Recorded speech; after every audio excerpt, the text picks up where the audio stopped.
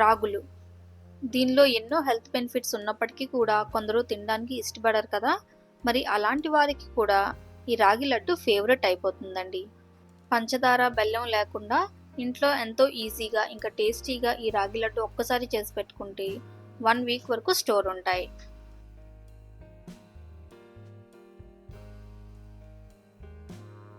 200 గ్రాముల డేట్స్‌ని తీసుకోవాలి.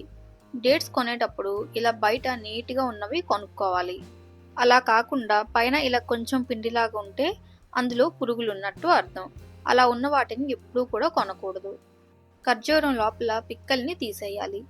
పైన నీట్‌గా ఉన్నప్పటికీ కూడా కొన్ని ఖర్జూరాలకి లోపల పుచ్చుంటది.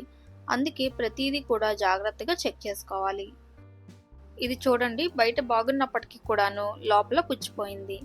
చింతపండు మనం పిక్కతో పాటు అలా ఉంచేస్తే కొద్ది రోజులకి ఎలా అయితే పురుగొచ్చేస్తుందో సేమ్ ఖర్జూరాలకు కూడా అలాగే వస్తుంది. ఖర్జూరంలో పిక్కలు తీసిన తర్వాత వీటిని నీటిలో వేసుకొని ఒకసారి కడిగేసుకొని నీళ్ళు కారడానికి స్ట్రైనర్లో వేసి ఉంచుకోవాలి. నీటిలో వేసిన తర్వాత ఖర్జూరాన్ని ఎక్కువసేపు ఉంచకుండా 5 to 10 సెకండ్స్ లోపు తీసేయాలి. లేకపోతే ఖర్జూరం నానిపోతుంది.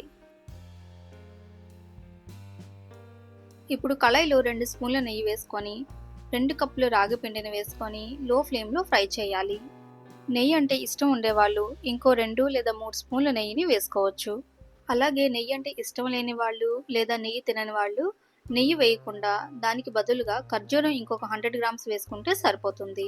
పిండిని ఎలా ఫ్రై చేసుకోవాలంటే పిండి పచ్చి వాసన పోయి మంచి స్మెల్ వస్తూ ఉంటుంది కదా, అప్పటి వరకు ఫ్రై చేసుకొని పిండిని ప్లేట్లోకి వేసేసుకోవాలి. వేయించిన తర్వాత రాగి పిండిని ఒక ప్లేట్లోకి వేయకుండా అలాగే కళాయిలో ఉంచేస్తే కళాయి బేస్ ఎక్కువ వేడిగా ఉంటుంది కదా, ఆ వేడికి పిండి అడుగునంతా కూడా మాడిపోతుంది.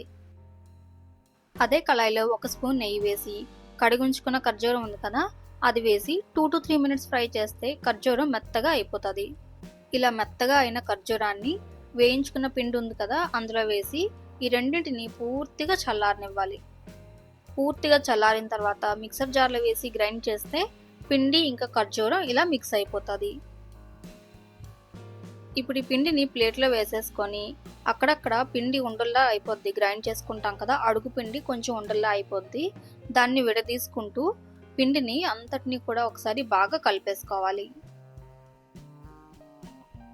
పిండి ఉండలు లేకుండా ఇలా కలిపేసుకున్న తర్వాత కొంచెం కొంచెం పిండిని తీసుకొని ఇలా అరచేతుల్లోని లడ్డు చేసుకోవాలి. ఇలా అరచేతుల్లో లడ్డు చుట్టుకోవడం రావట్లేదు అని అంటే అప్పుడు మోదక్ చేసుకునే మౌల్డ్ ఉంటుంది కదా, అందులో అయినా చేసుకోవచ్చు.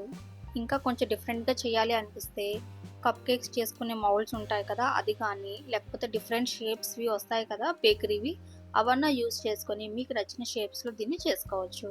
మరి ఈ హెల్దీ రాగి లడ్డు, అది కూడా షుగర్ ఇంకా బెల్లం లేకుండా చేసుకునేది, ఈ రెసిపీ మీకు నచ్చితే ఈ వీడియోని లైక్ చేయండి, షేర్ చేయండి. అలాగే మర్చిపోకుండా ఈ ఛానల్ని సబ్స్క్రైబ్ కూడా చేసుకోండి.